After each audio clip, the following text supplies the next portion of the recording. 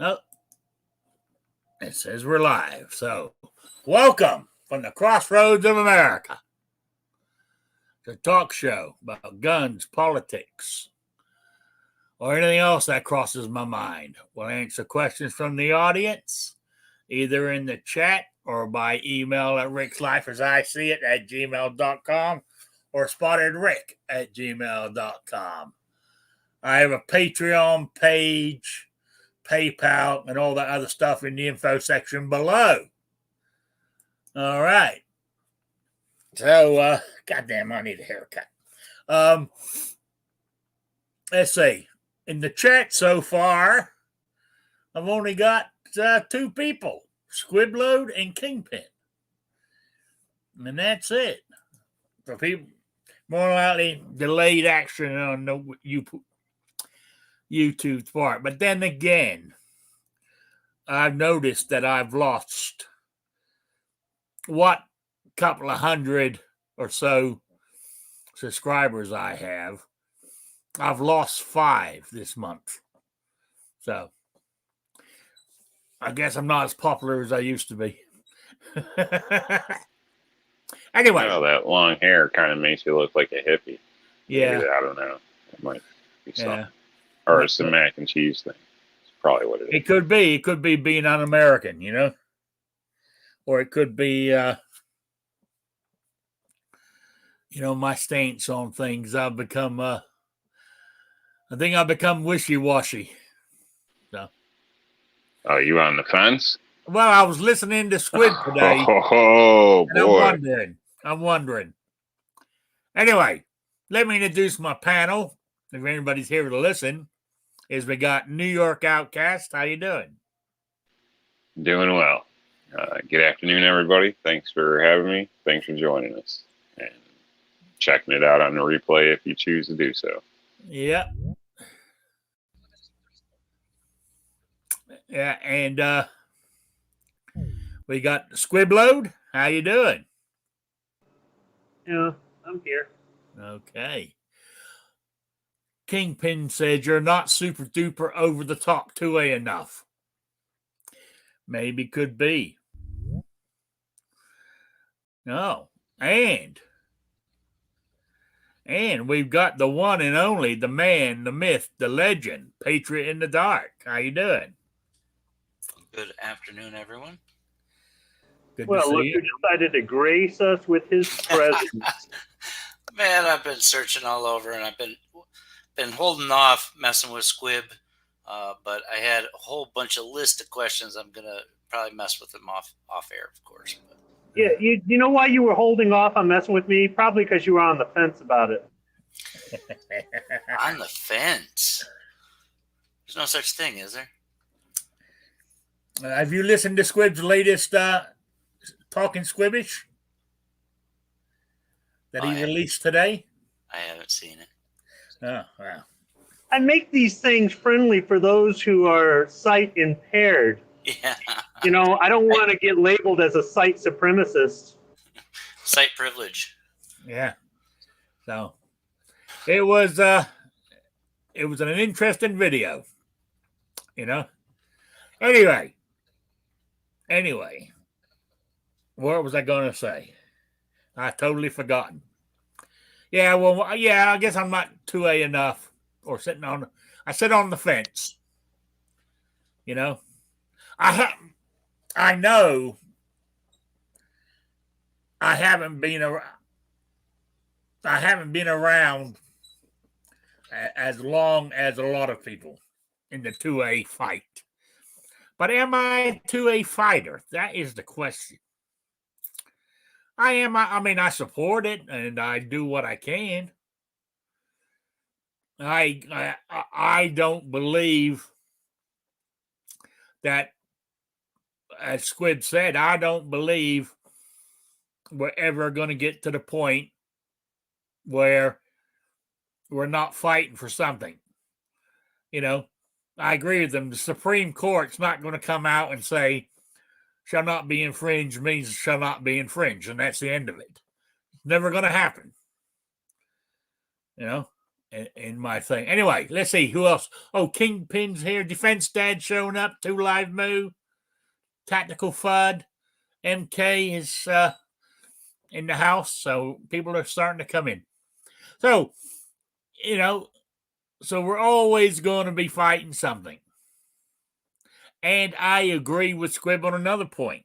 He mentioned, yes, I get 2 or 3 emails a day from the GOA. And it is. It's like reading the NRA emails. We want your money. We need your money. I think I got one. Was it yesterday or the other day? That they want my money to fight the next Supreme Court justice. I don't know what she's got to, or she or he, wherever they pick, got to do with 2A, but they want my money to fight it.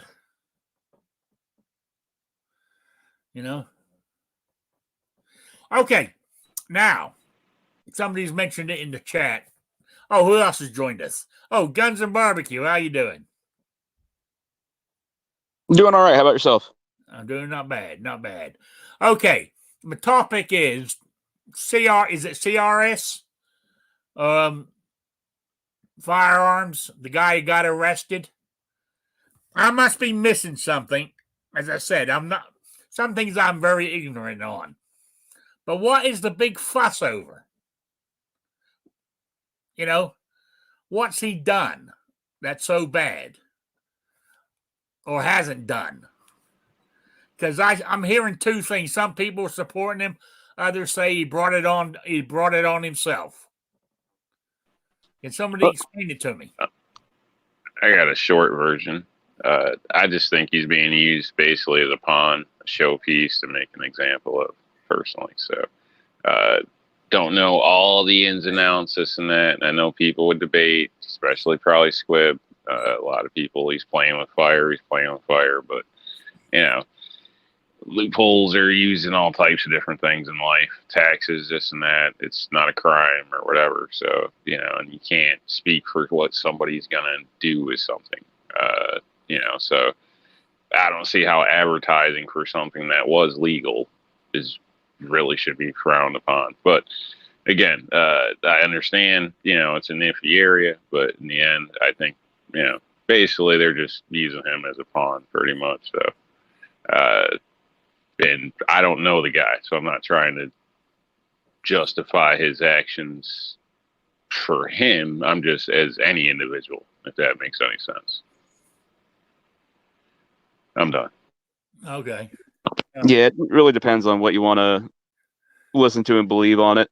I mean, it's still early on. What exactly comes out can change as time goes on, but early indications are that because he took sponsorship money and promoted the auto key cards, which were just basically metal cards the size of a credit card with lightning link engraved on them, which, I mean, I guess if you wanted, you could take a file or a Dremel or something and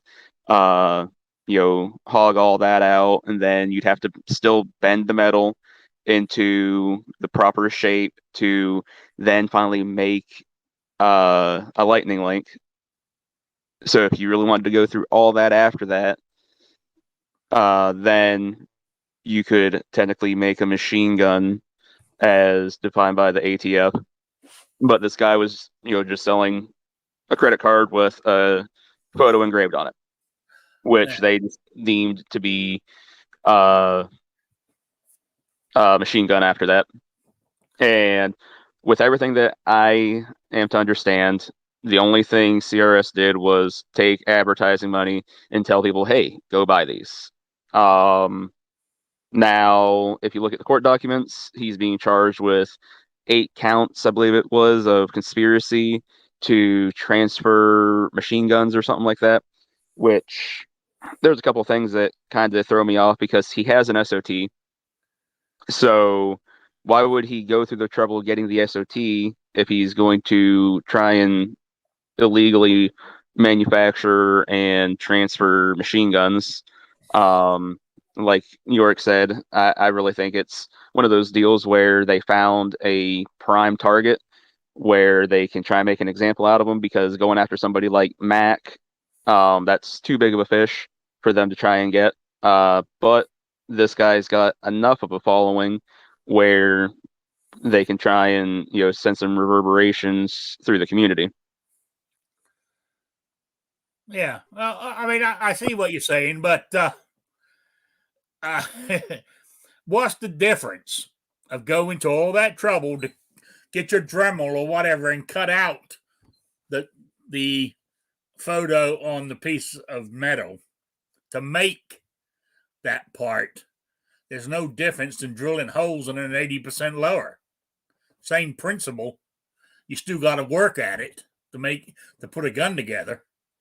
Well, yeah, but going with the 80% lowers aren't machine guns. Now, if you did an 80% lower and added the third hole, now you're getting into a lot different area, and that's probably going to be considered a machine gun, things like that. That's like the AKs that had, I believe it was a T in the area where you would have to have another hole to convert your AK to full auto.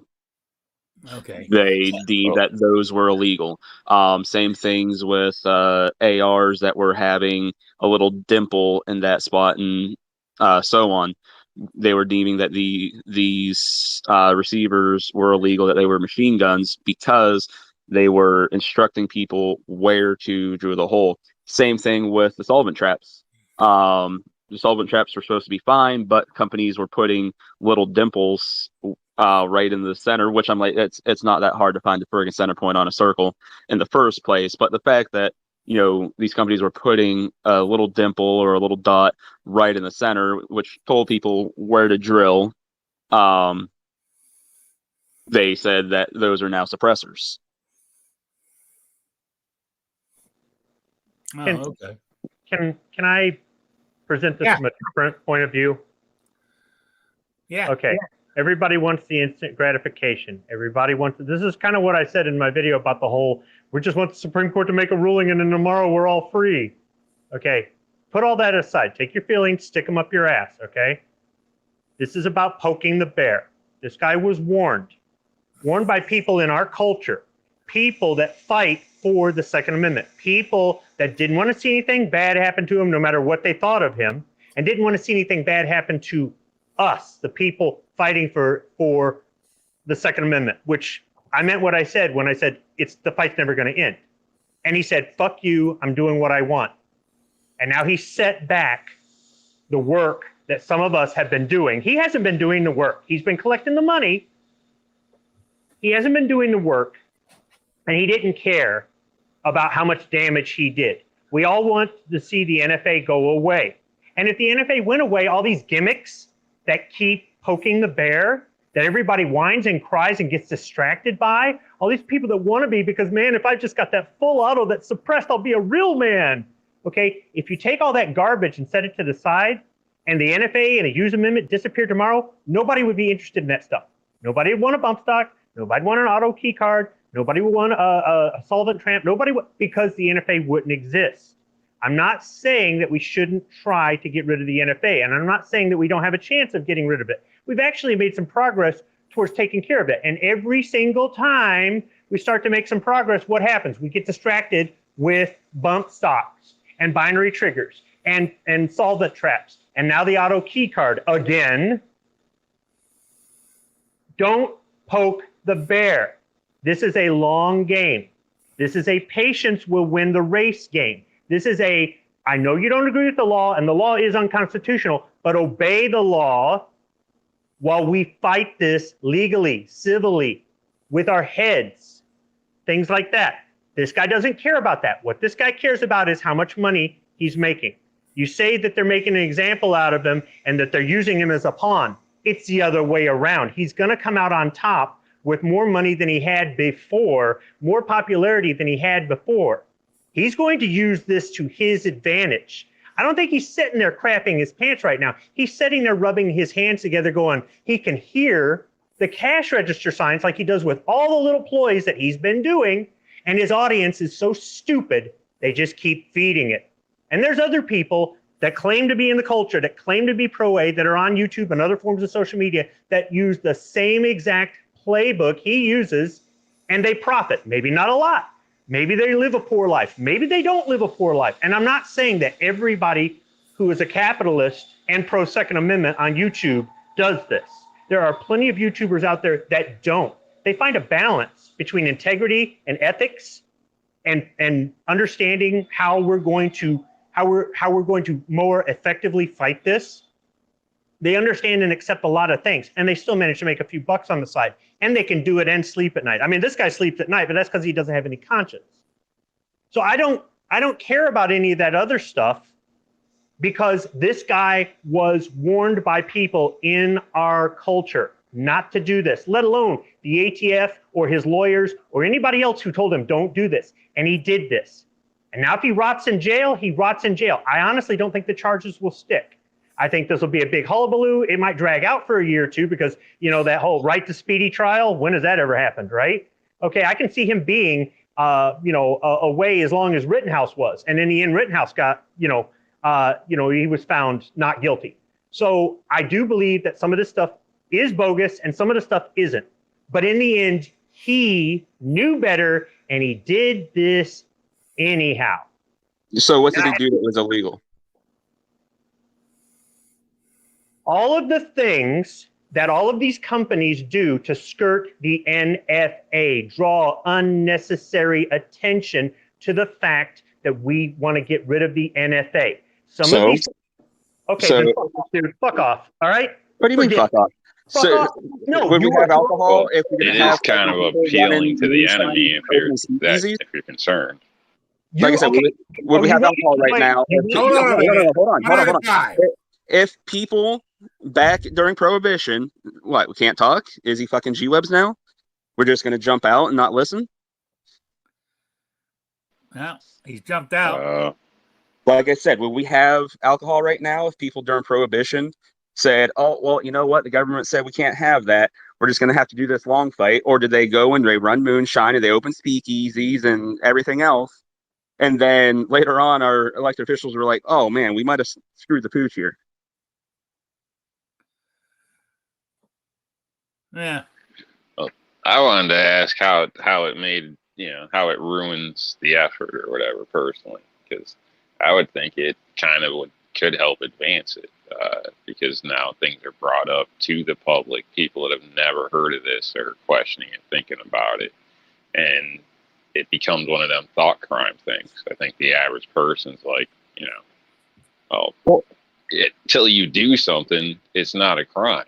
I mean, you could, do anything with a screwdriver, but, we don't have paperwork to file for that. But I don't know. I think, we're getting too far past the whether you like the guy, whether you don't like the guy, any of that crap. It's just a simple fact. You can't predict, interpret what somebody's going to do with something. Selling a piece of metal with a picture on it. Exactly. Be a big deal. That's the thing. Shoestrings can be a machine gun. This piece of metal that you can put in your friggin' wallet is now a machine gun. Where do we draw the line? Where do we stop saying, well, you know what? We're not going to poke the bear. We're not going to do this. We're not going to do that. We're just going to keep playing by their rules and let them keep coming up with these outlandish friggin' things that they want to say are machine guns and everything else, and just say, yep, it's a long game. Let's keep friggin' chugging away at it. We've got to push the envelope, or else hit it from every angle. Yeah, I mean, I guess where I was coming from, I didn't see a lot. I saw 3 or 4 different YouTube channels. And what I can't understand is that there's a couple that were, a few months ago were about we shouldn't be worrying about bump stocks or braces because all those companies are doing are making money of trying to get around the NFA. Right? Now, but then they're supporting this guy. But wasn't he doing the exactly same thing?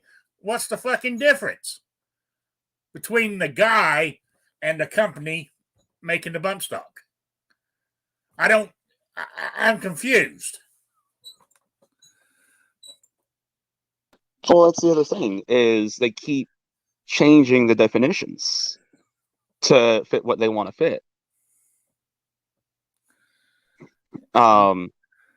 You know, like with pistol braces right now, we are missing a golden opportunity here because we just went through a comment period where, I mean, granted, I guess we still need to see what they rule, but looking at the numbers from the comment period, all that fun jazz, if they just went based on what the comments were for the measure and against the measure, they shouldn't do anything with pistol braces.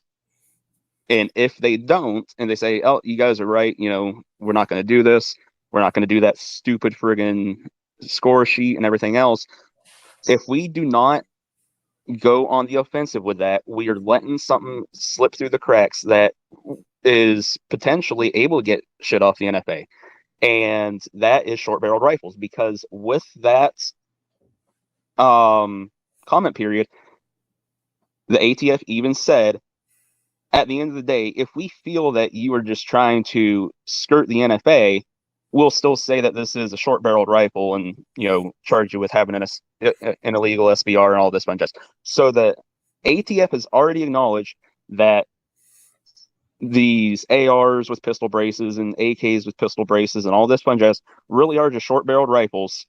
So there's millions of them out there. We've got the data then to look and go, look, you're saying short-barreled rifles actually exist and they're out among the population. We got these numbers, all that. There's very little to no crime being done with them.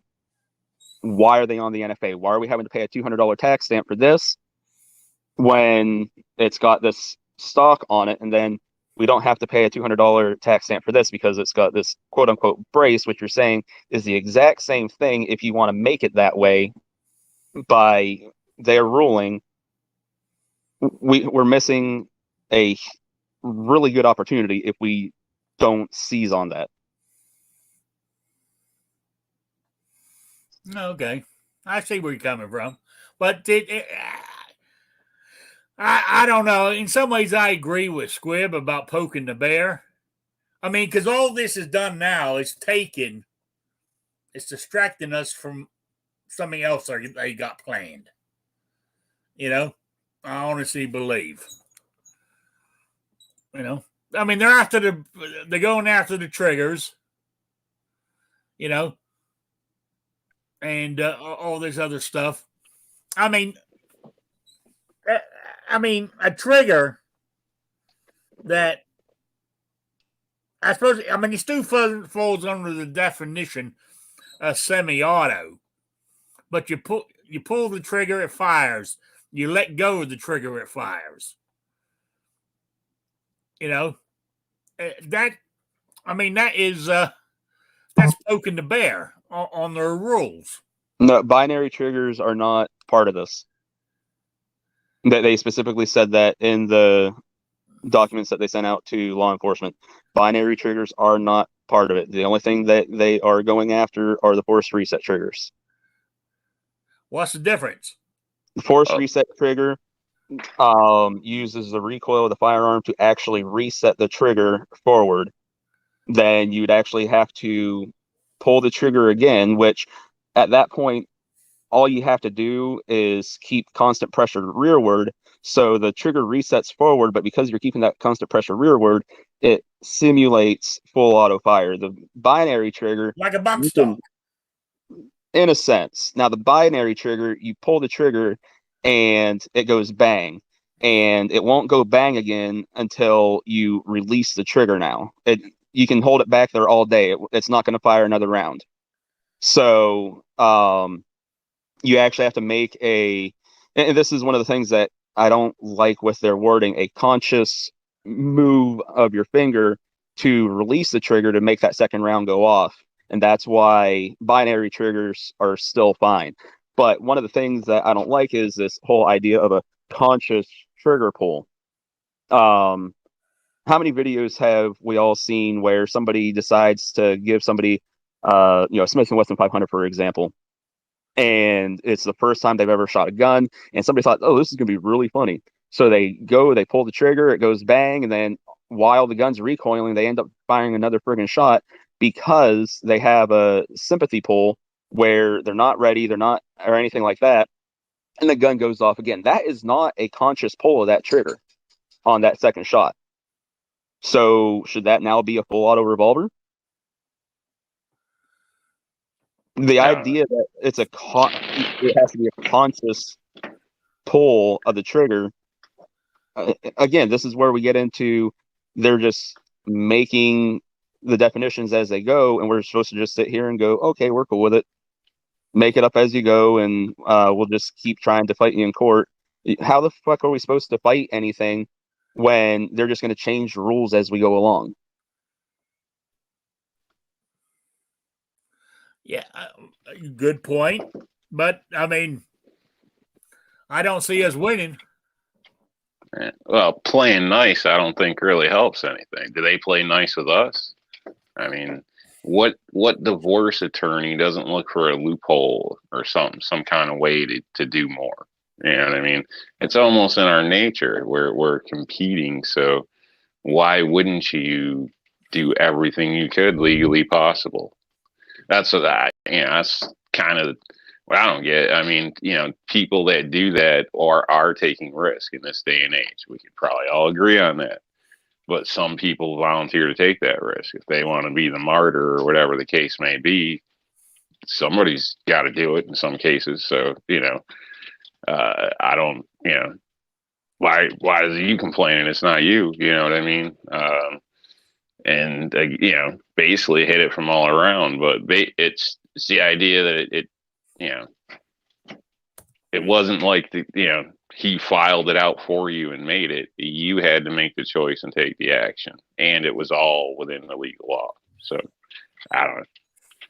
I think same thing with the triggers. I mean, if you can read a contract and you have that leeway, use it. They would think, other people don't get tax breaks and shit by using loopholes and stuff. That's the way it's done. So I don't know why we're going to be any nicer than they are. And going back to the trigger thing, if you guys haven't heard yet, now this is coming from Rare Breed. Rare Breed Triggers, the owner, did a video on this, talking about what's going on in court so far. The agent for the ATF who made the initial report with the FRT and, apparently attached the friggin' zip tie and all this fun jazz, and it just kept firing and yada yada yada. The Department of Justice and the head of the ATF already said they will not let him take the stand and testify. Now they, for some reason, allowed the person who trained this ATF officer to take the stand, and under oath, this officer said they won't let him take the stand because he will perjure himself when he talks about his report. Now, there's a couple issues here. One, I thought you had the right to face your accuser. And if he's the one that made the report and everything, and I'm sorry, but he's working for the government, I don't think the Fifth Amendment should apply now. It'd be whoa. They make the rules, man. Exactly. What are you complaining about? That we're friggin' trying to fight here is the fact that they just want to arbitrarily change the rules to fit what they want it to fit. But yeah, so the guy that trained this guy went under oath in front of a judge and grand jury and everything, said they won't let the guy that made the initial report and did all this take the stand because he's going to perjure himself when he talks about his report. That doesn't seem fishy to anybody at all. And we're supposed to, I don't know, the idea of poking the bear, you get innovation by poking the bear.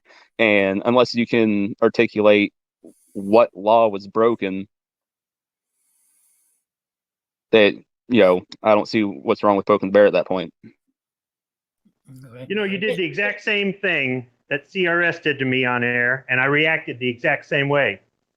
I'm at work right now, and I'm getting pissed off, and I'm not about to lose my job over you or him. If you want to Yankee Marshal the discussion, go ahead and Yankee Marshal the discussion. We'll never have a discussion. It's apples to oranges. If you disagree with me, you disagree with me. I don't give a crap. But if you want to change the direction, if you want to change, you know, I'll tell you fuck off all as many times as I can. I don't care. I don't care. You can tell me fuck off all you want. It doesn't bother me. I know. It shouldn't, you know. Otherwise, turn in your man card. Yeah, So I got to tell you, it's okay that we have a difference of opinion, but we're talking about two different things. And if we're talking about two different things, then it's not working. I'm not saying we have to talk about my subject or your subject, but we're talking about two separate subjects. And that's what pisses me off. Oh, I'm going to lose this argument, or, oh, it's not going my direction, so I'm going to change it, Yankee marshaling, in order to win it. And that's exactly what you did. Yeah, you did. I asked what law he broke. And that's not what I was talking about. You're saying he's poking the bear. He's pushing the envelope. Even his lawyer told him, don't do this. Okay? Whether he broke a law or whether he didn't, and they're just making an example of him, doesn't matter. That's irrelevant. Yes, it does. But it's irrelevant to what I'm talking about. You shouldn't be arrested unless you broke the law. But it's irrelevant to what I'm talking about. Okay. Oh, can I say something real quick? I stepped away because Squib had said something, all right? And he has an opinion, all right? And then there was a question asked. So, meaning what does that matter, right? Now, everybody else just jumped in, and this is not an echo chamber, because why would we have these kind of discussions if all you're going to do is just throw your opinion and just block everything out? I want to hear both sides of it. I want to hear disagreements, because everybody listening, if it blocks out what somebody else thinks about it, how are you ever going to open your mind to other ideas and see different strategies and everything? So when people just jump in and cut people off, you can't ask a question and then just keep talking, because that doesn't work for anybody. Nobody out there listening to this is going to get any information or anything besides what they might already think. So I think if you ask a question, shut the hell up and listen, because it might be just totally off the wall and doesn't affect anything, and might make your opinion stronger on what you believe. But if you don't hear what everybody else says, there's no reason to even have these things. That's why every time this kind of shit happens, I step away, because there's no reason for it. Yes, I want to hear Guns and Barbecue, what he thinks. That's great. I want to hear what Squib thinks, because he thinks a little different than a lot of people. And that is important, because otherwise you're not learning anything. You're not expanding what the hell you know, if all you're going to do is listen to the same guys saying the same shit every fucking time. So that's it. So can I just real quick, because I appreciate what Squib has to bring to the table and everything like that. I get my hang up is if he cannot articulate what law he broke, well, and even Squib's admitted, they're stretching this, and he's probably going to get off and all that. Should he have ever been arrested in the first place? And that's what I'm trying to find, because I have a problem if somebody is unjustly arrested. Yes, and you said that. Then you should stop and listen to a reply, because otherwise, the reply I stepped away, so I don't know what the reply is. But the thing I'm saying is, he started to say, it doesn't matter what he started to say. I'm talking about the opinions. If you can't stop and listen to an opinion that is something off of what you believe, then there's no reason to even have a conversation. You're going to change anybody's mind by just shall not be infringed and stomp your feet? You're not changing anybody's mind that doesn't believe that way. You have to articulate it, and that's fine. But if you ask a question, you have to stop and listen to the answer, because a conversation is not just one-sided. Yeah, that's all I'm saying, because you did say that so is a question. You have to listen to the answer. You can't just keep going, because yes, we understand that Why would having a printer and printing it out on paper and having a beer can that you can cut the same damn shit out of is the same thing? Yes, most people think that isn't breaking the law because it's not actually, having a thing that's already pre-built or something. So if I post designs or whatever, that's irrelevant. It's just a opinion that if somebody says something, you need to actually listen to the reply before throwing in everything else after it of what your opinion is. I'm just saying, take a breath and listen, because otherwise it's one-sided and nobody learns anything from that. What And I'm it doesn't trying to matter what it's tell you, about. Chris, is when I asked that question earlier, I asked the question, and Squib's reply was "fuck you, fuck you, fuck you," dropped out of the chat. So Well, then, because everybody, if you listen back, which it's on record now, if you listen, you said so. Some other people started talking. Uh, New York started talking and stuff, and you couldn't listen to a reply. So I mean, it just pushes one opinion, and you got to actually take a breath. I know everybody's heated about any of these topics, but if I can't hear, what's going on, it's like, well, fuck it, I'm not even going to listen because I can't understand where somebody else is coming from. So just take it slow. I know we're all passionate about it, and we should be. So New York Outcast wants raise to that damn put his hand. hand up. Back to the All right, class. sorry, don't mean to cut in here. I'd also add it might be helpful for everybody, including myself, to try to wrap things up so your point doesn't take 10 minutes. That way other people can, because a lot of times we cross 20 different points in one answer, and that, you can never get back to all that shit. So I don't know if you get what I mean. I'm probably guilty too. So. Okay, out in the chat, Rich White says what he did was to engage in the conspiracy based on his intent. If only one person cut that part out to install in a rifle, he's guilty of conspiring to illegally manufacture a banned item. So that's what that's why he was arrested. My point has nothing to do with all of these workarounds the NFA that everybody's got a hard on for because they want to be an operator. My point has nothing to do with any charges that have or haven't been levied against him that are legitimate or illegitimate.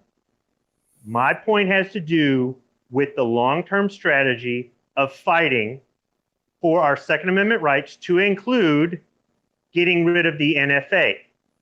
All of this, the bump stock bullshit and all the other bullshit, all it does is distract us from taking care of the NFA or handling other things that will help us along the way to getting rid of more unconstitutional gun control. And this is a distraction that this guy is going to cash in on, and that's all that's going to happen out of this. That's all that's going to happen out of this. I'm passionate because I care about the Second Amendment. I'm not passionate because I'm cashing in or because I want my toy. So many of you guys make it harder on the rest of us because you only care about your stupid toy. You're not looking at the big picture. If you don't agree with me, I don't care. But I'm trying to point out something that nobody wants to look at. And just a show of hands, how many people in this chat have ever dealt with this asshole? I have. I haven't. I have. Not me. But I don't think he's the issue, but not me. Now, I'm leaning towards Squib here. We're all getting up in arms about what's happened to this guy, the bump stock thing, the arm braces, all these triggers, right? We're all fighting this cause where we should be putting our attention on the NFA. Fighting these little things, it's not going to help us any. I don't think. We need to go after the big gun. What are people doing to fight the NFA now? That's exactly what I was going to ask. What effort has been made to fight the NFA? Just most people in our community seem to have accepted it, from what it seems. The Hearing Protection Act was one of the best attempts to try to start whittling away, and we got distracted with that. Now, national reciprocity wasn't, but national reciprocity makes firearm ownership and bearing firearms more mainstream, more normalized. The more you normalize it, the more you can go and say, hey, why isn't something with select fire, why is that illegal? Or why is this gun that's shorter than this gun, but does the same job as this other gun that's legal? Why is this illegal? Why is this thing illegal when it's not an assassin's tool and things like that? If you normalize stuff, it's one of several different strategic things that you can do that people have been working on that we keep getting setbacks. And why do we get setbacks? Because of distractions like this, or because somebody says, fuck all of you guys, I'm cashing in, and to hell with the Second Amendment, to hell with your freedom and my freedom and everybody else's freedom. I'm cashing in. And that's what this guy does. Oh, okay. All right. Anybody got anything else to say to this? Or should we move So on? No, go on. I've got another question as to the NFA and all this. Squib's right. The Hearing Suppression Act was a huge thing that could have taken a chip out of the NFA. I'm a little confused how we got distracted though with that, because at least the way I remember it, some jackwagon went and committed an atrocity in Las Vegas, and then that just killed it.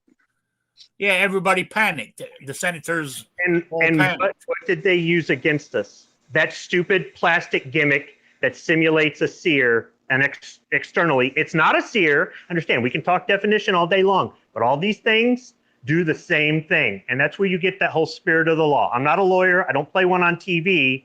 But sometimes when we're talking about things with regard to translating the Second Amendment into what it really means, we talk about the spirit of the law. So when these gimmicks legally, by definition, don't do what's restricted, right? It's not banned, it's restricted. You can own a machine gun, right? It's restricted. When they do that, they fly in the face of the spirit of the law. That doesn't help. This is a long game. People want their machine guns today. They don't want to wait 10 years. We keep moving it back 10 years and 10 years and 10 years because people don't want to wait. So is it possible that this could be a key that unravels the NFA? Because so far, I mean, from what I understand, there were a good amount of these auto key cards sold with current crime statistics and all that fun jazz. Not a single one has been found to be used in a crime. So, and all these things are going to come out during discovery, during the court case. So at that point, we can use all those things and say, hey, you're saying these are machine guns, but no crimes have been committed. What's so dangerous about these? Did you see what happened with bump stocks? There's your answer. So how do we fight it then? How do we fight the NFA? Because, again, going back to what New York and I asked, what other efforts are being made? Nothing. We keep pushing our elected officials to pass these laws, to pass these bills, whittling away at it. We keep being good ambassadors. Doing all this crap is not being a good ambassador. I don't care if going in your backyard and simulating full auto fire makes you feel like a man. If your neighbors report you to the sheriff and it makes the national news because somebody else was found with a blah, blah, blah, or it turns into this or turns into that, that's not good press. That's not good press. And you might go, yeah, but it's not illegal to own. I get it. I get it. Don't think I don't get it. There are lots of things that what you're saying about, is he really charged with anything legit? I get that. I get that. But that's a whole separate discussion. The discussion is this guy told every one of us what I told you. He told everybody, fuck off. That's what he did. He's got over 100,000 subscribers, and these people just love him to death. He'd shit and wipe his ass with every single one of them if it meant he made 5 more cents. He doesn't care about the Second Amendment. He doesn't care about his subscribers. He doesn't care about anything except himself and himself profiting. And we don't need people like that being the representatives for the culture.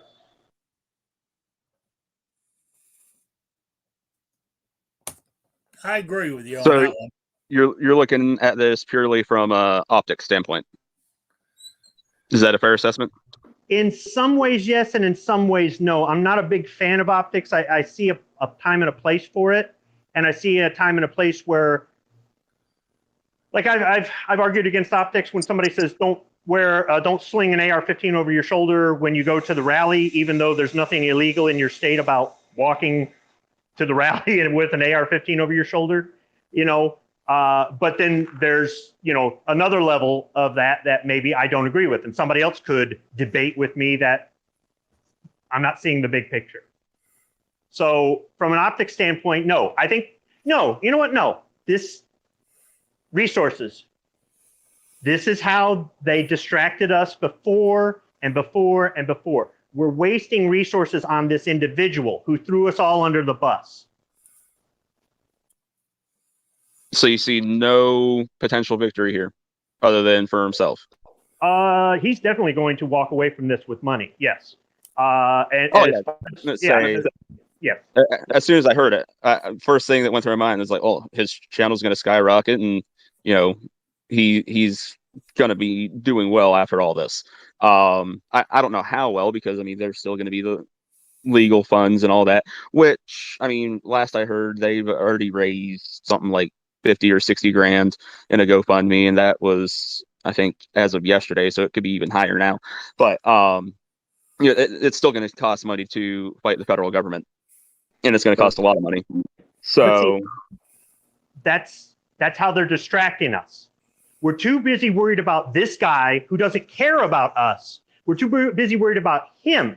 We're not worried about what this does to the fight.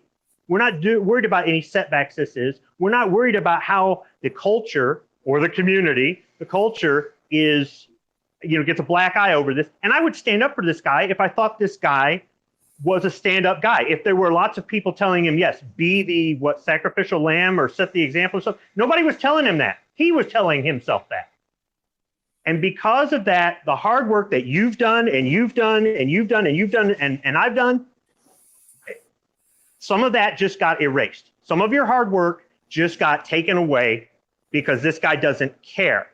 Let's ignore him. Let's move past and let's get back to dealing with stuff. Don't let it be a distraction again. But you know what? If this is what it takes to have a discussion like that, so be it. When Rittenhouse first got in trouble, right?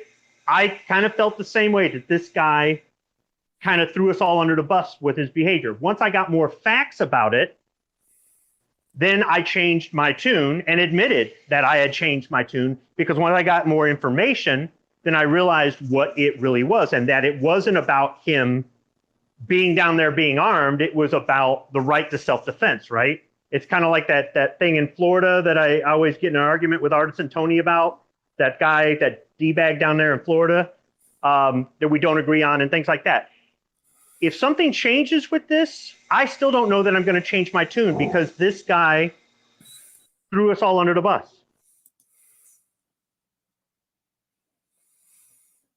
Okay. I don't know. New York Outcast raised his hand, I believe. What's with this guy and raising his hand all the time? My gosh.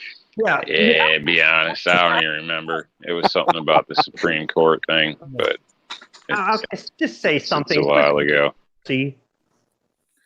But I do have another question for Squib. Do you really think it's a net loss? Because I can see some good coming out of this. Think about, because you said, you know, he's got over 100,000 subs now, stuff like that. Like a lot of those big channels. I mean, and he does talk about two-way on his channel. Is it primary driving factor?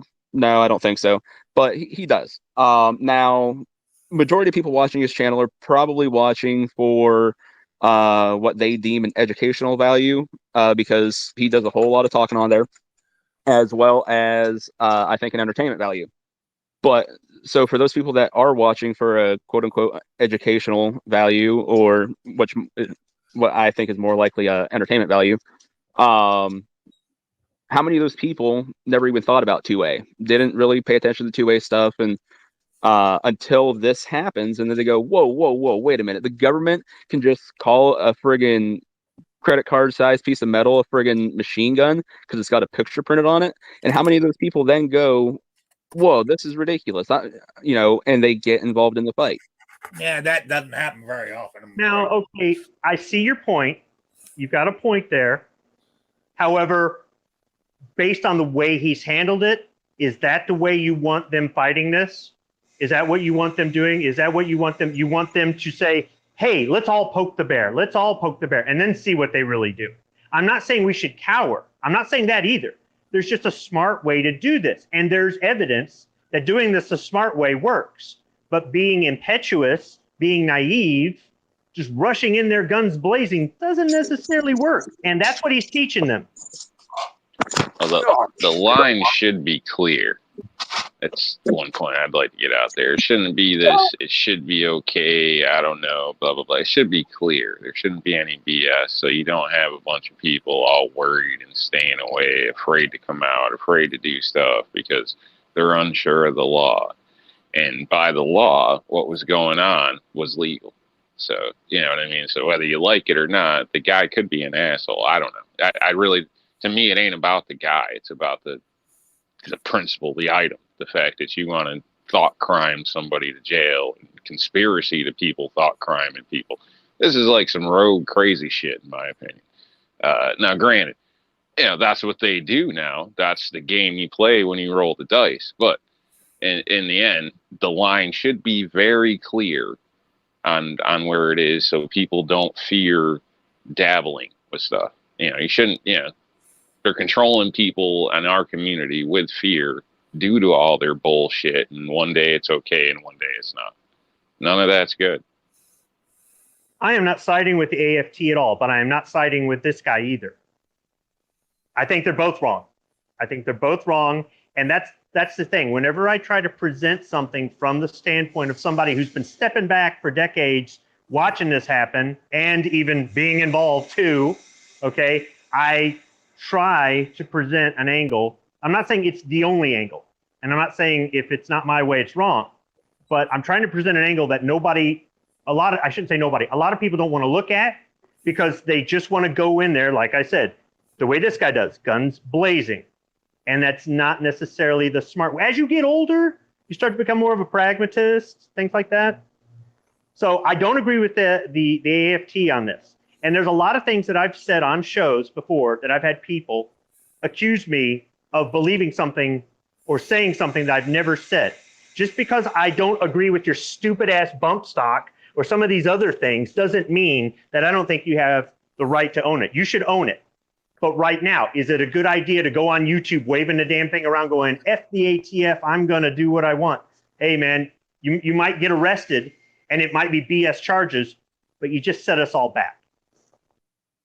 So one other point I want to make here, and I'm going to use a sports ball, as our good friend Kingpin likes to call it, as the analogy.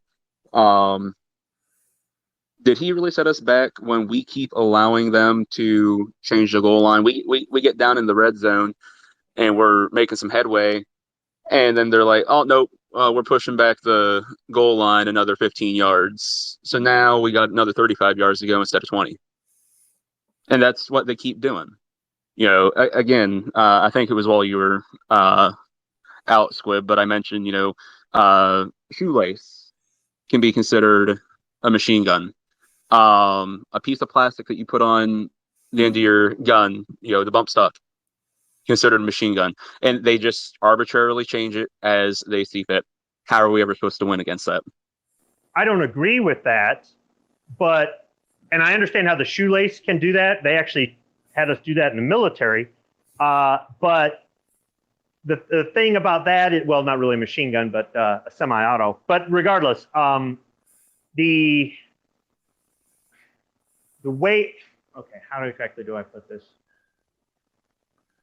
Doing what they've been doing in the name of profiteering for themselves, whether it be the bump stock company, the oil filter company, the credit card company or whatever.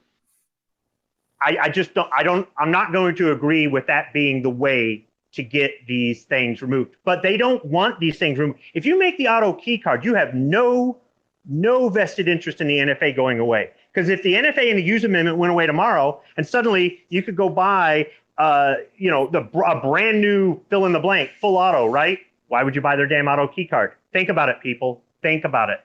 These people aren't your friends, okay? They're not your friends. Go ahead, New York. It sounded like you were going to say something. No, God. Oh. Maybe it was Patriot. I don't know. Oh, was it Patriot? Possibly. Now go on, Guns and Barbecue. All right. I was just going to say, I agree 100% with Squid. I would like to think that these people have a little bit of urge to get the NFA gone, because if they're innovative enough to come up with these workarounds, I bet they would be innovative enough to come up with their own full auto firearms and whatnot. But at the same time, they're not going to be hurting if the NFA never goes away, because if their toys and gadgets were allowed, then they're going to be making good money by making these things that do simulate full auto fire, et cetera, et cetera. But at the same time, it still goes back to what I was saying earlier with pistol braces and SBRs. And we can use the same argument here with all these different gadgets that they're saying, oh, that is a machine gun. You know, the FRTs, those are machine guns. Shoelaces, a machine gun. Bump stocks are machine guns. When you look at the grand scheme of the amount of things that they're out there calling machine guns now, and how many have been used in crimes, then we can make a good argument of why machine guns should not be illegal and they should be readily accepted, everyday life, everything else. And a good legal argument here, that we can take to court. Why aren't we making that argument? I think it's because we're so far away from the NFA that we can't use it the way we used the 94 crime bill. That wasn't that long ago. Most of us were alive during that. And when it sunsetted, it had a sunset provision in it. What if the NFA had a sunset provision in it? What if in 1950 the NFA sunsetted and the NRA said, yep, look at it. During this time, crime didn't go down. Sure, we couldn't get a Tommy gun at the hardware store anymore, but crime didn't go down. And they lobbied enough senators and representatives to definitely sign on with the sunsetting and all that. And it sunsetted in 1950 and blah, blah, blah, right? But that never happened. We're so far away from 1934 that the NFA is, I think, kind of a different fight than the 94 law. But I see where you're going with that, because there's actual evidence of us using government statistics against them, right?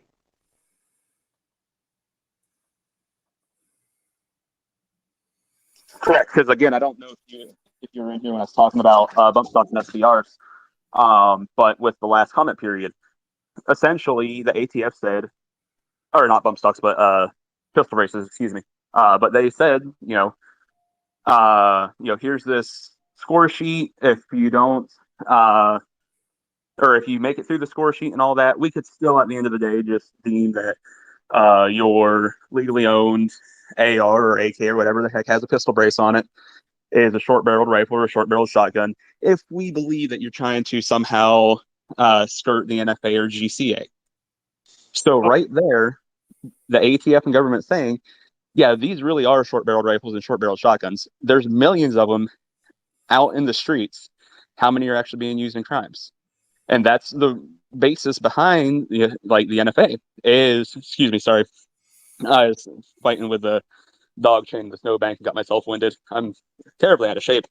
But yeah, that's the reason behind the NFA is these things were being used in crime. Well, they're not being used in crime, and we got millions of them out there on the street to show those statistics.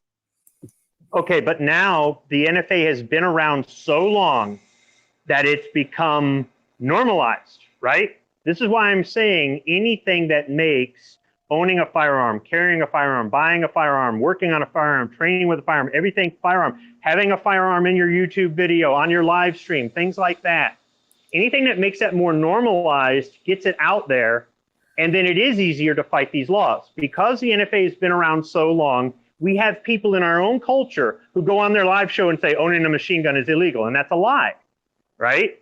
So it's become so mainstream. Now, as far as the pistol braces, I don't support the pistol braces for the same reason I don't support some of these people that are only interested in their financial gain off of this, are not part of trying to deal with this, which is a long-term fight.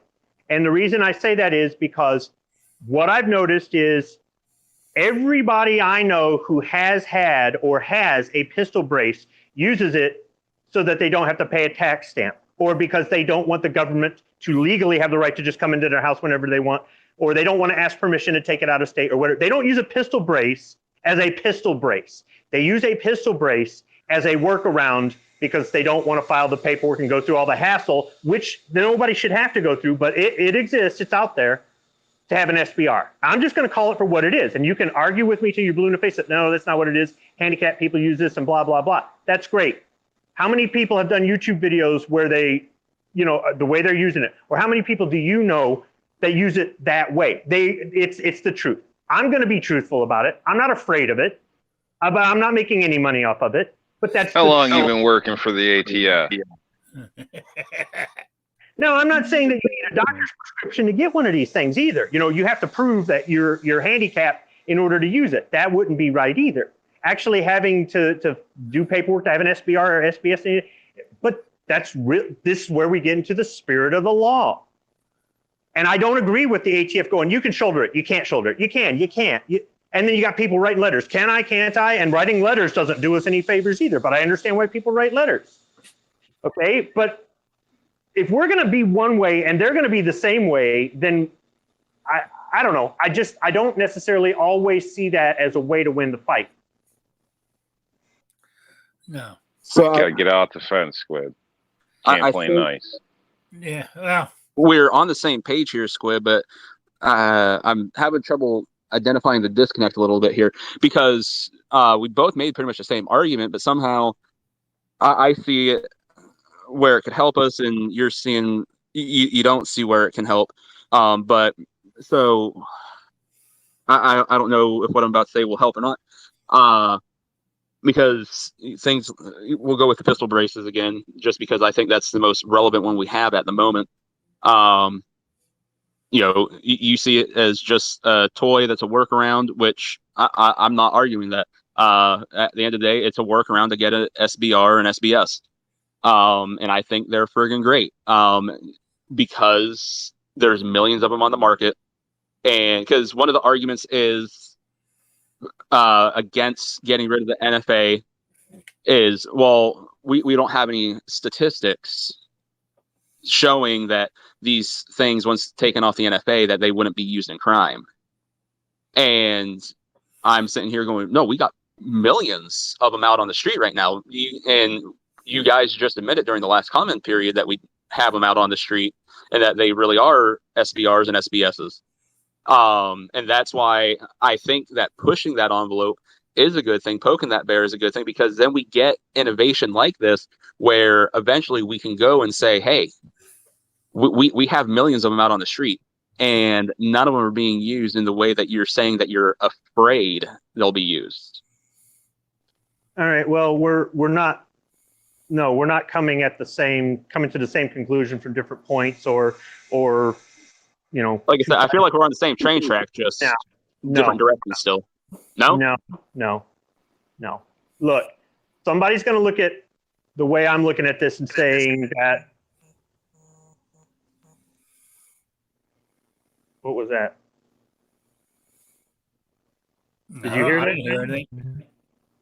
Oh, okay. Somebody's going to look at it and say that I'm not doing enough, or that I'm a FUD, or I'm rolling over, I'm giving up. And meanwhile, doing these sorts of things don't work. But doing the other sorts of things, I've seen them work. And just the point of view, the point where he's coming at, I get what he's saying, but once again, I'm going to go back and say the NFA was in 1934. not 1994, not 2004, not 2014. If the NFA had been, had a sunset clause long before we were born, well, maybe not you, Rick, or if the NFA had came around in 1994, we might be able to use that point of view, that argument, but I don't see it. I'm not looking for somebody to change my mind. I don't give a shit if you guys change your mind. But I guess the best way to answer Barbecue's question is you just keep doing what you're doing, and I'm going to keep telling you, thanks a lot. Thanks. I just don't see it. And I don't care. I don't care if somebody doesn't want me to stop doing what I'm doing. I've got my heels dug in. I'm going to do what I do. Right? Yeah. All right. Anyway, let's move on. We have wore that one out. We got to agree to disagree. I guess that's where we come down to. But I don't know. I'm leaning towards Squib on this argument, I'm afraid. That's just the way it is. But I wasn't trying to win over anybody. I know you weren't, but I'm just saying my opinion. It's my show. I was leaning towards what you were saying. Because I was having trouble articulating it myself. But you've done a pretty good job. You two are perfectly okay. It's not a problem for you to be complacent, docile, and okay with the BS. See, once again, your side's fine. You're changing it. I know you're doing it on purpose. I'm talking about this. You're talking about that. I'm not denying that what you're talking about has validity. I'm not denying that what you're talking about. So you should use cash instead of a credit card. Thank you. I'm glad you finally said it. Well, besides the NFA, what else has caused all these problems we're having now with the ATF going in there rewriting definitions is because back in, 2019 or 18, when President Trump told the ATF to rewrite the description. And once that was done, it set the ball rolling that, we can go in there and do it now because the president said we could. But answer this question then, Rick. Why does the ATF even give any thought to rewriting the definition on what is a machine gun or what is a suppressor or what is this or what you can do or can't do? Why do they do that? What gives them the initial? Because they're being used as a political pawn. No. It's because people who claim to be pro-Second Amendment don't behave as good ambassadors, and they poke the bear. And then who pays the price? Everybody. That reminds me of something. Just because one idiot goes out in Vegas and does something, that shouldn't screw up the whole suppressor thing for the NFA. Like, that shows an issue with the courts, that opinion, feeling is gotten in the way of this crap. Because one asshole is going to run over a kid today, probably like 20. But I don't see us getting all pissed about that and banning cars. Like, we only use this in guns. We let them allow them to use this in guns. And then we settle for it, accept it. It's all bullshit. Feelings coming in all the time. But they shouldn't, because that's the whole point. Feelings doesn't matter as far as the foundation of our country, in a sense. What is supposed to be what is. It doesn't matter because you don't like the fact that somebody's going to talk back to you. Oh, fuck optics. It's what these politicians are ridiculous, all about. Though. Hey, we're going to try to beat them at their own game. That's just stupid. Natural reciprocity was almost there. Then that guy comes and shoots up the baseball game. One idiot. So what? One idiot does something stupid every day. Every day.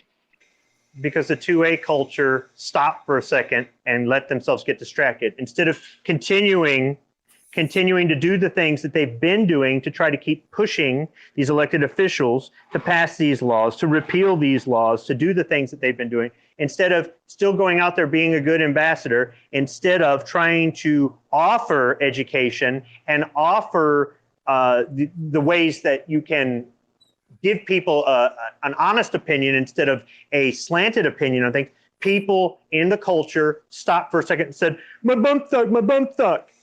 And that's how you get them to stop worrying about national reciprocity or the Hearing Protection Act or anything else. And this is another distraction. Well, but anyway, Rich has joined us. How you doing? Hey, how's it going? Yeah, and I just want to say, before, I know he left, but every one of those arguments that Guns and Barbecue was trying to make, if you take them into court, get thrown out as being irrelevant. Man, you can't do that. You can't do that. You come in here and say that after the man left. That's like kicking him in the balls. It's not our fault he left. It's not my fault he left, and I couldn't jump in earlier. Rob, come on. Oh, sure. You know how barbecue is. He's gonna have three shows over this shit now, Rich. What kind of shit are you starting? No, honestly, though, if he tried making any of those arguments in court, when he's the one that brought up the legalities of everything, every single one of his arguments have been thrown out as irrelevant to the case at hand.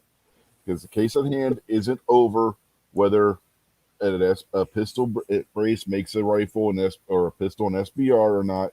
The case at hand is this guy engaged in conspiracy to sell an item which could be used by an end user to manufacture an illegal machine gun.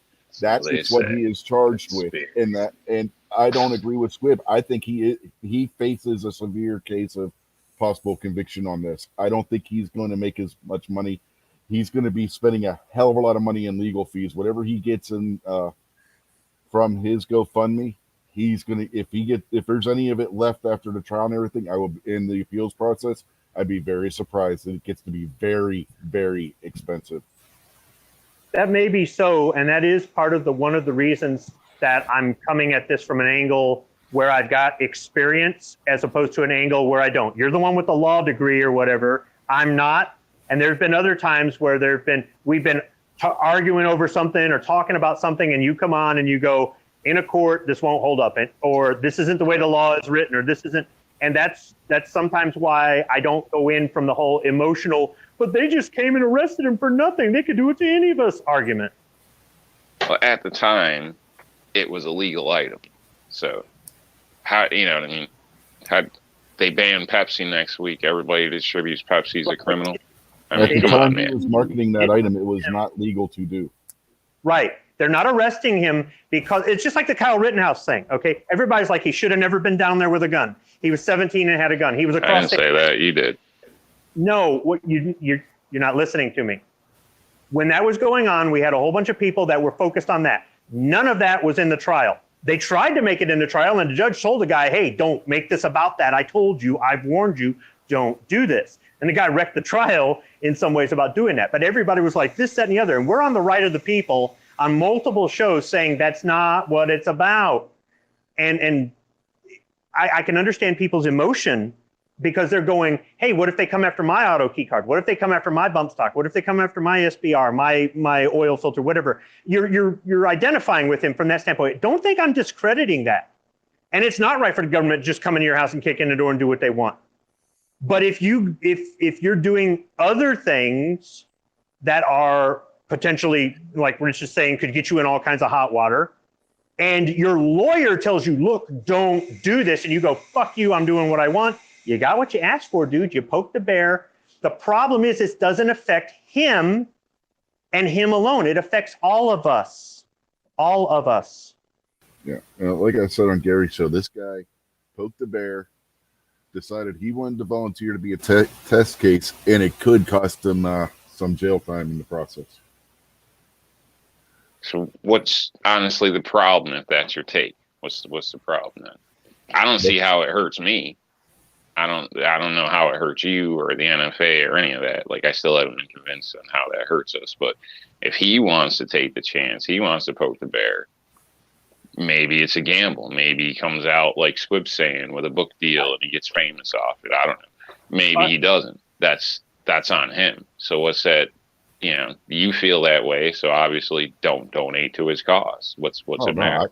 I feel Why hate on everybody else that feels differently? Yeah, in my case, I think he brought this on himself, and I don't feel the least bit sorry for the guy.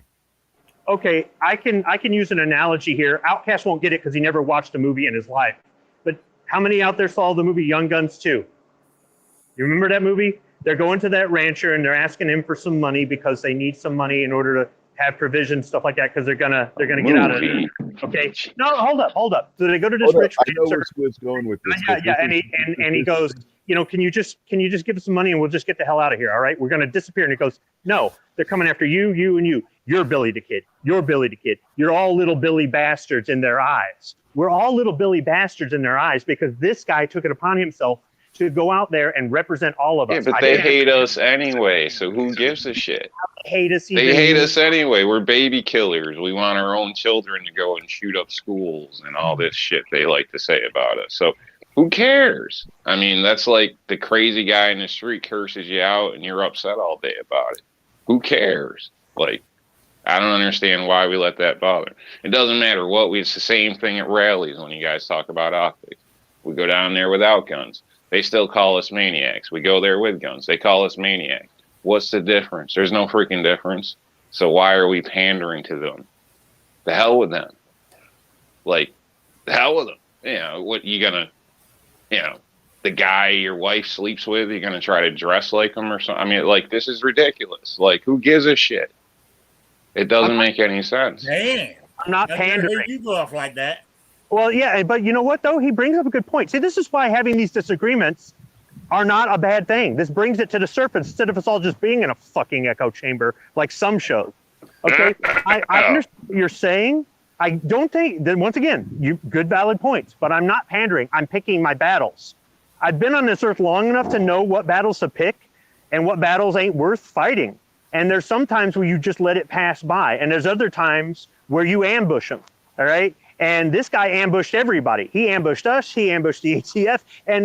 And he's the one that could have all these, once again, like what Rich said, this could be a worse legal fight for him than what I was thinking it would be. But and fuck that guy. And like you said, don't give him any money if you feel that strong. I'm not. Well, exactly. That's what G23 saying in the chat.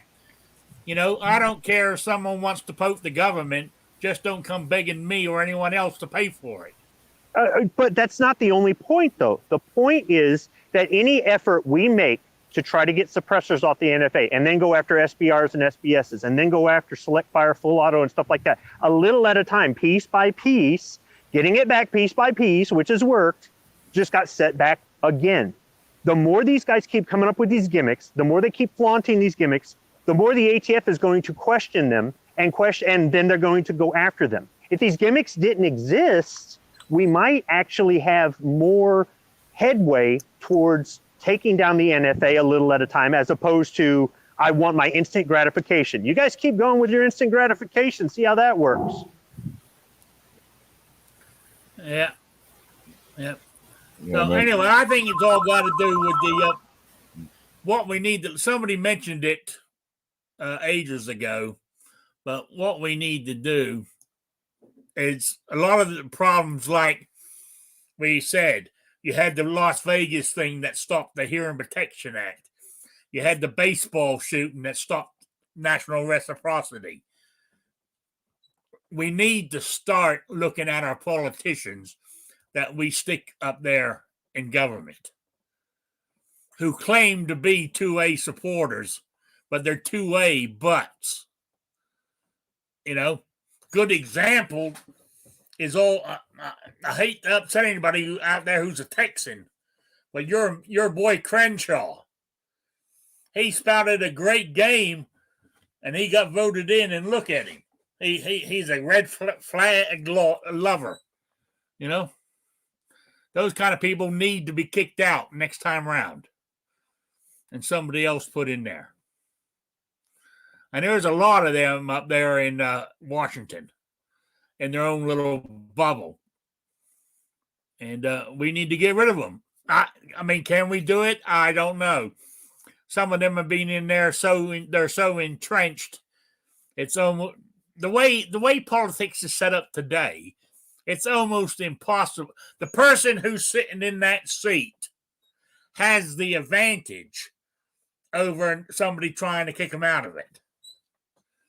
You know? So I don't know. I don't know the answer. You know? I know that's way off the 2A thing to a certain degree, but it's not. We need somebody who's going to vote the way it's meant to be. Is it ever going to be 100%, shall not be infringed? And that's it. Bottom line, I doubt it. There's always going to be somebody, Well, our culture's shot in a lot of ways, and that bled to the government. And now, we got kind of what we got in a sense.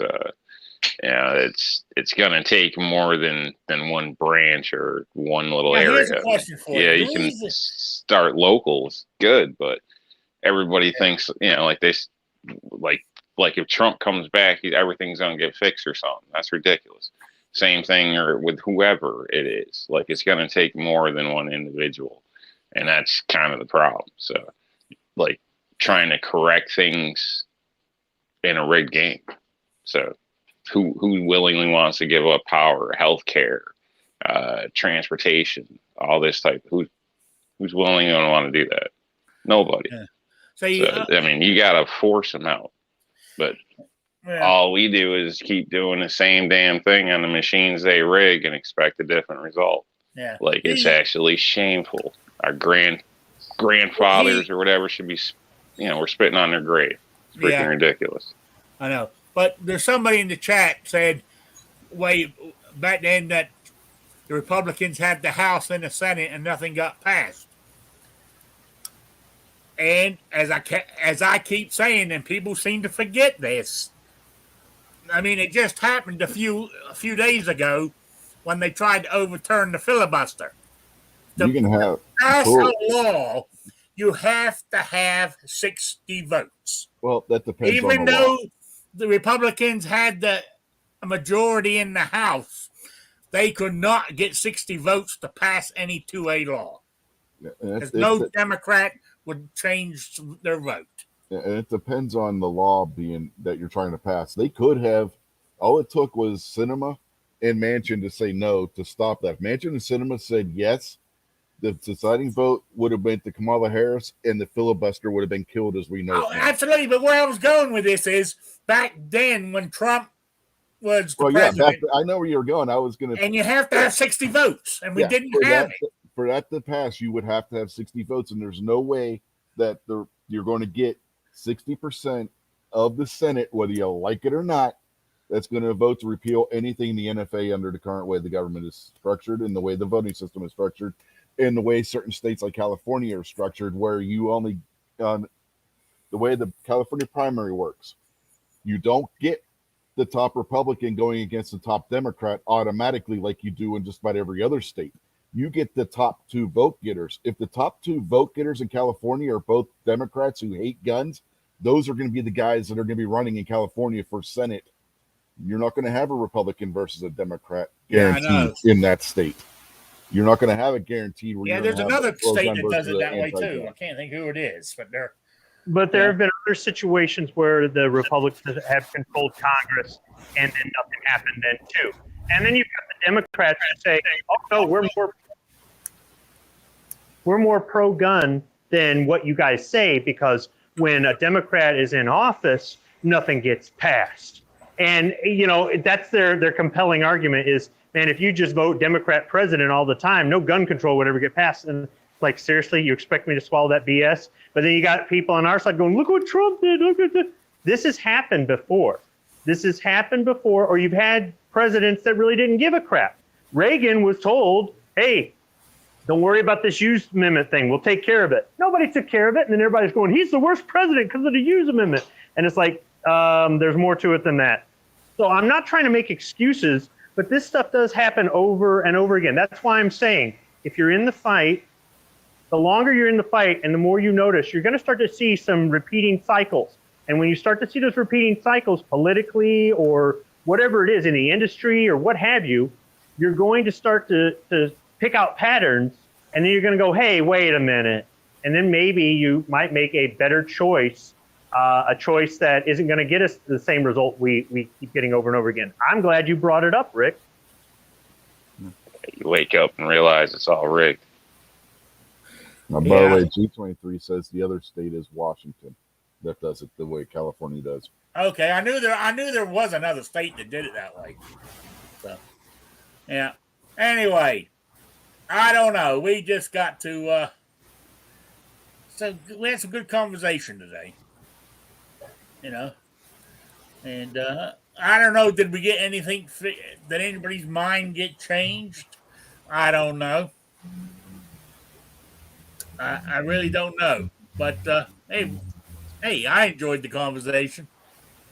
That's all that counts, really. I'm getting tired of these Russian goddamn bots keeping jumping into my chat. Why am I so nice? I mean, why do they like me so much? Yeah, you're not the only one that has to deal with that. It happens at the beginning of the year every year. It should fall off in another month or two. Yeah, I don't understand why it happens like that, but because of that display in the background. That gun looks so good they can't resist. Oh, on the RNLdisplay.com wall mount. That's right. Yeah, well, the Russians think everybody's stuck inside because it's cold, so people must be getting really horny, so we'll post our porn site links. Yeah. Give people something to do while they're inside. The Russians aren't interested in an RNL display because there still isn't an AK display. This is true. There isn't. RNL displays haven't made an AK. But then again, I can understand that. No, the anti-Glock guy was too busy making a display for Glocks. Is there an American-made AK? Yeah, there's a few. No. Then you should make an AK stand, RNL displays. I think you're He's procrastinating. Well, I'm not thinking the racist isn't the word, but you got this thing against AKs, haven't you? He's a xenophobe. He's xenophobic against Russian-made firearms. No, I got nothing against AKs. Yeah. Yeah, they got a purpose. Yeah. They were made to shoot any ammo, though, weren't they?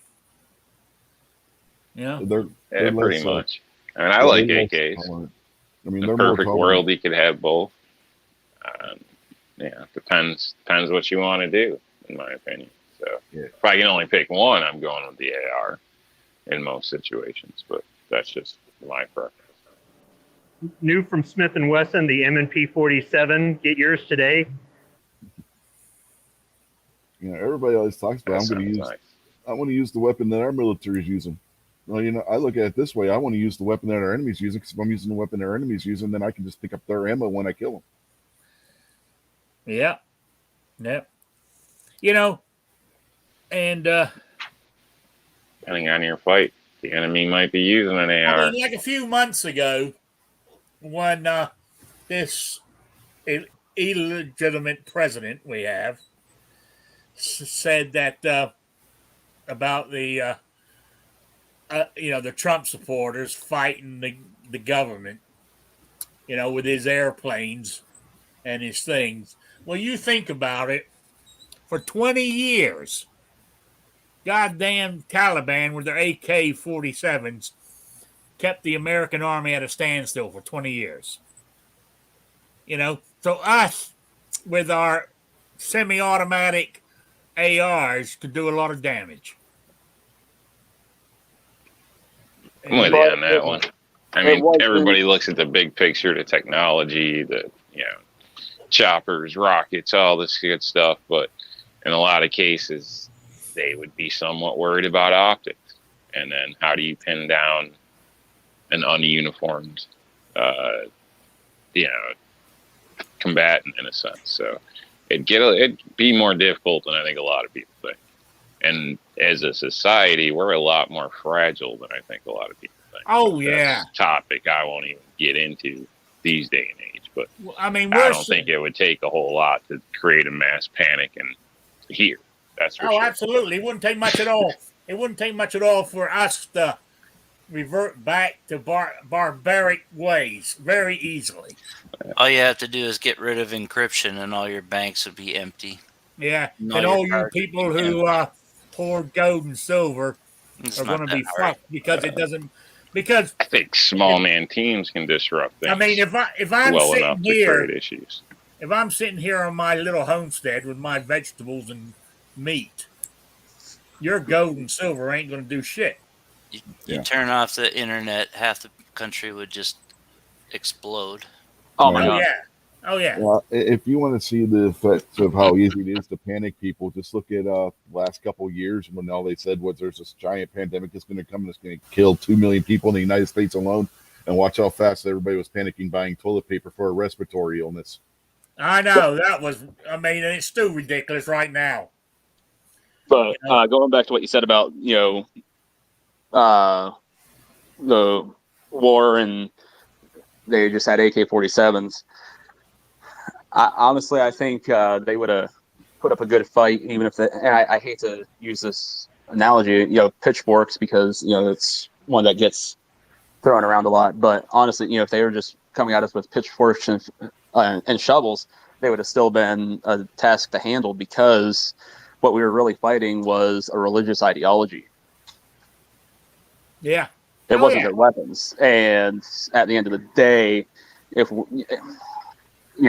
any government officials that are out there, I'm not saying I'm hoping for revolution or anything, but if we're gonna, if that ever happens, if we wanted to stand a chance, we have to fight with that same ideology and never lose it, or else end up being a losing fight.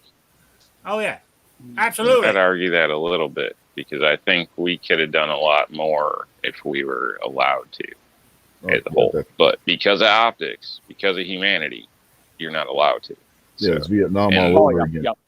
That's an issue. You know what I mean? So, not stating it should be changed, but I'm just stating that's the problem with a lot of shit is optics.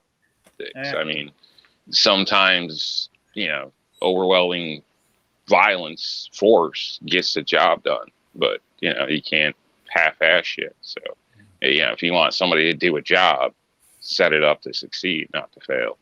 But that's a lot of different arguments and things like that. So obviously, collateral damage is an issue. There is some humanity in this, but in some cases, a lot of times hands are tied where they shouldn't be, in my opinion. So I would, think we could have done more in some cases, but as a whole too, I think we do have limits on what we can control. And when you start talking about the whole U.S., that's a whole nother story. Yeah.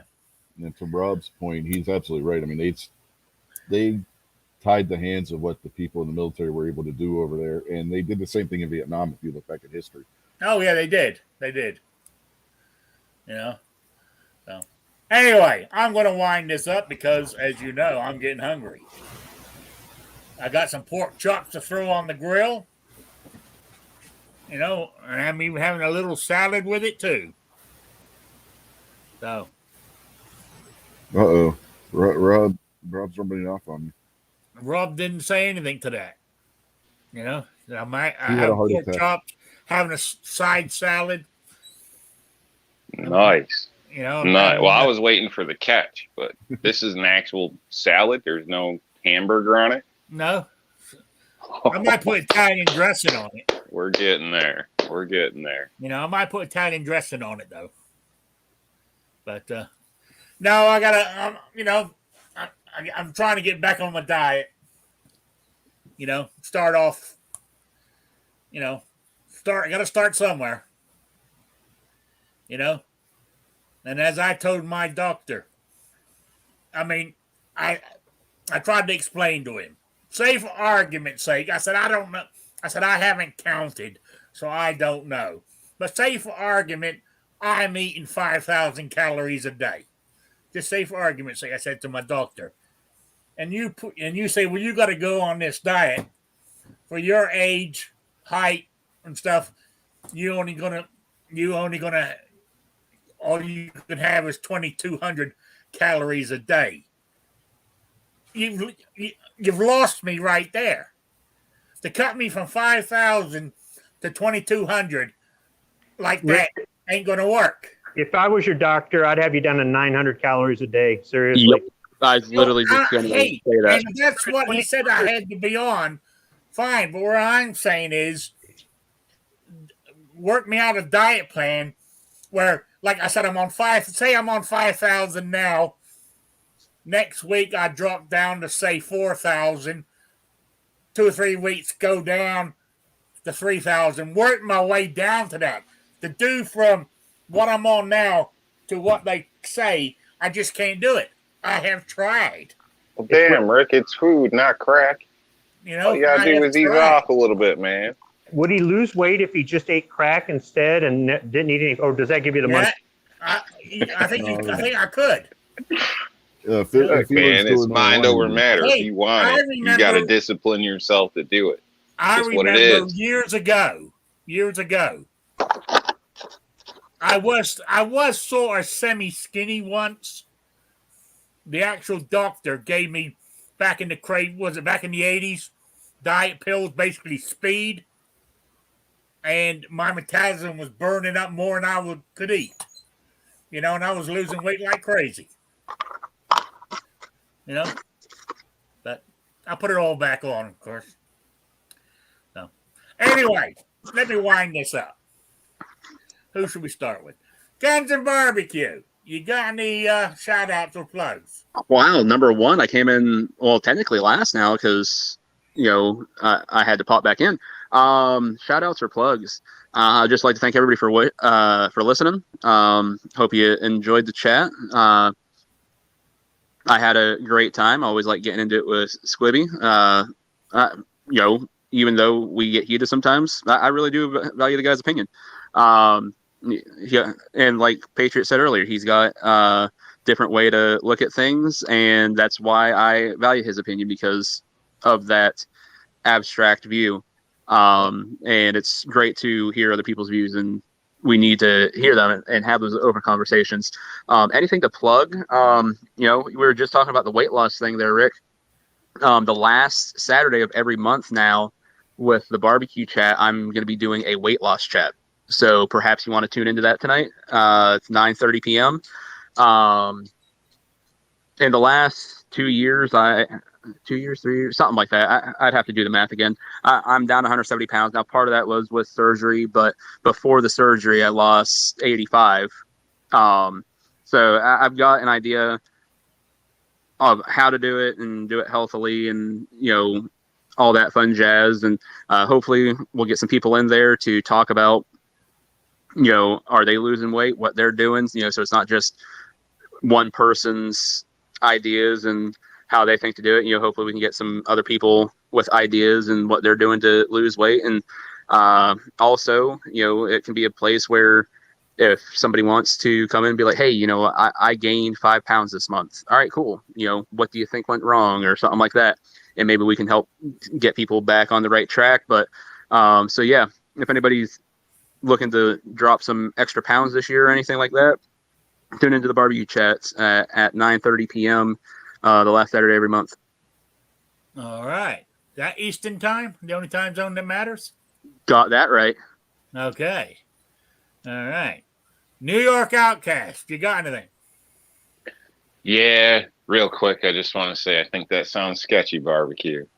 I like the idea, but unfortunately, people don't want to hear it. But it's like cigarettes or anything. You got to want to do it. So I think you're going to get a lot of bullshit on that episode, or in those segments, because people know better.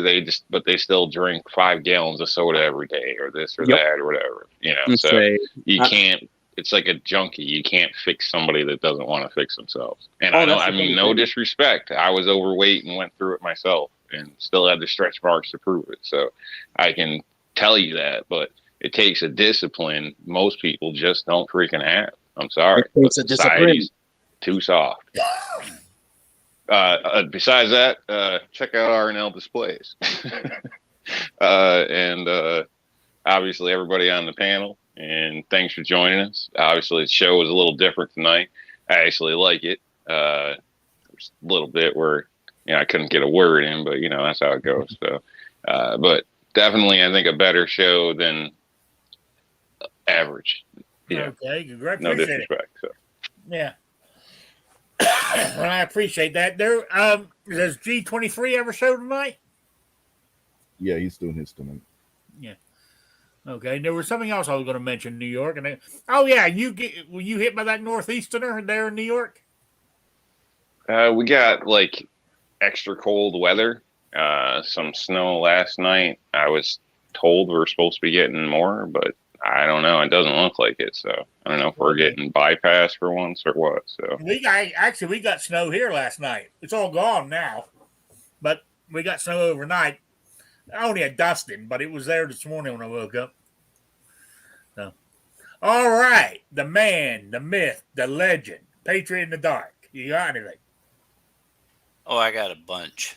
Okay.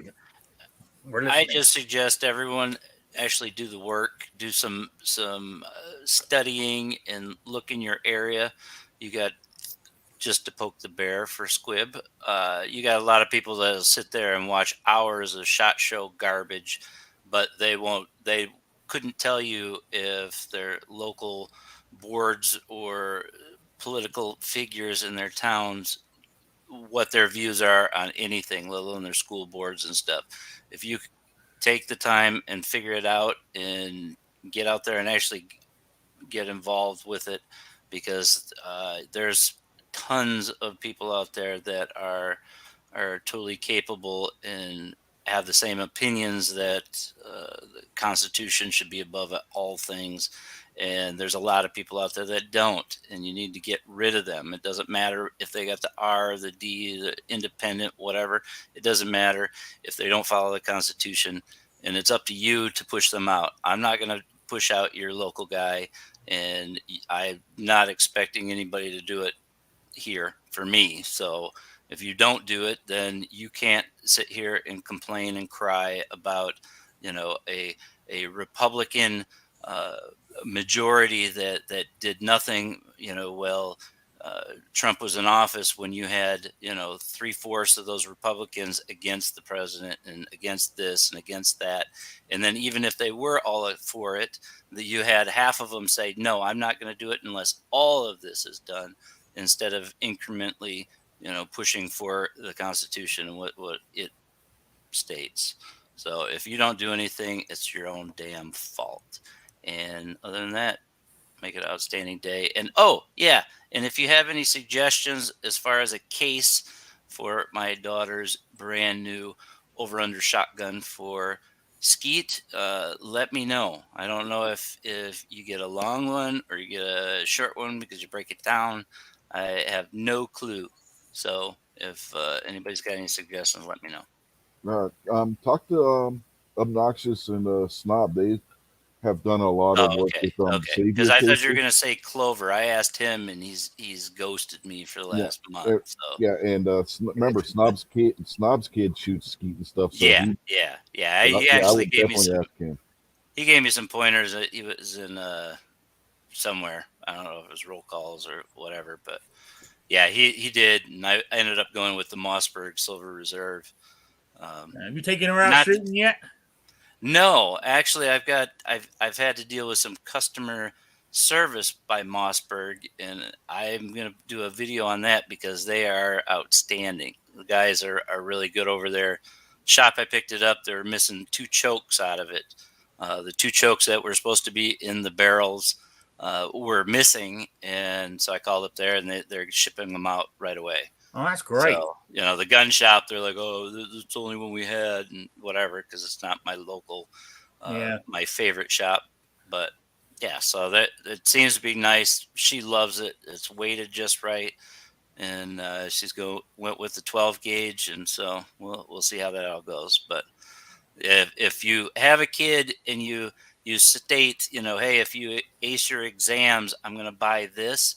You better check prices before you say you're just going to go out and buy it, because your smart ass kid will ace all her exams and call you on it. So yeah, I've been there before. I'm proud of her, so I can't complain. I find it interesting that you said that Clover ghosted you. Yeah. Well, they're basically the same, short and I think ghost and all that stuff. an inch on him as far as height there. You know, I mean, one of these days I'm going to say, will you guys just stand back to back? They're going to be like, fuck off, Squib. Yeah. Well, you know, hey. So yeah, because I'd asked about, you know, what was a good one for a first, you know, first generation. Well, not first, but next or whatever his tagline was. But I did get some insight from a lot of people, so that was good. So I appreciate it. Yeah, good. All right, Rich, you got anything? Plugs or shout outs? Well, yeah, tonight we're going to be doing on the wrestling program, which will start at 6:50 tonight, because we are going to be doing the watch along for WWE's Royal Rumble for this year. And then tomorrow night we'll do This Week Unloaded. Both of those will be on the Unloaded Media channel. And tomorrow night's show starts roughly around 8:30 p.m. Eastern. So if you're into wrestling, you can check that out tonight. And tomorrow night you can check out This Week Unloaded. All right, great. Now, the one and only Squibload. Oh, please. Well, you may not want to change your diet to lose weight. I definitely don't want to change my attitude problem to be nicer. So I guess we'll both just stay stuck in our ways, and, you know, so be it. That works for me. Yeah, it works for me too. I don't think I could look at myself in the mirror if I was just this pushover nice guy.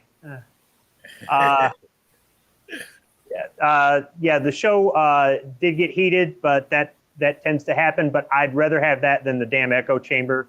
I actually have dropped out of shows that were echo chambers, and you know, I'm at work right now, and there have been other times where I've dropped off of shows, including this one, because I've let somebody trigger me, which is on me. That's my fault, and it seems like in a big building where there's only a handful of people, everybody seems to want to be where I'm at, but only when I'm live on air.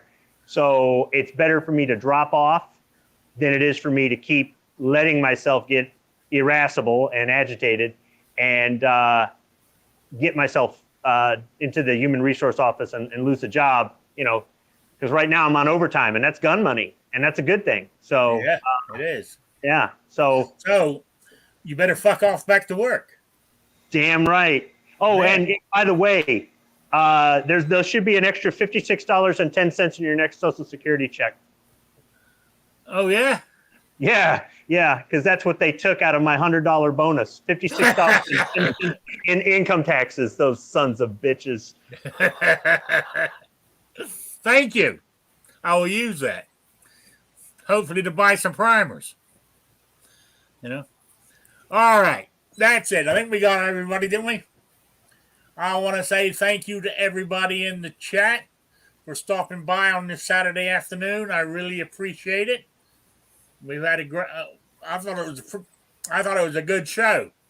So I will be back on Wednesday at 7 p.m. Eastern time, the only time zone that matters.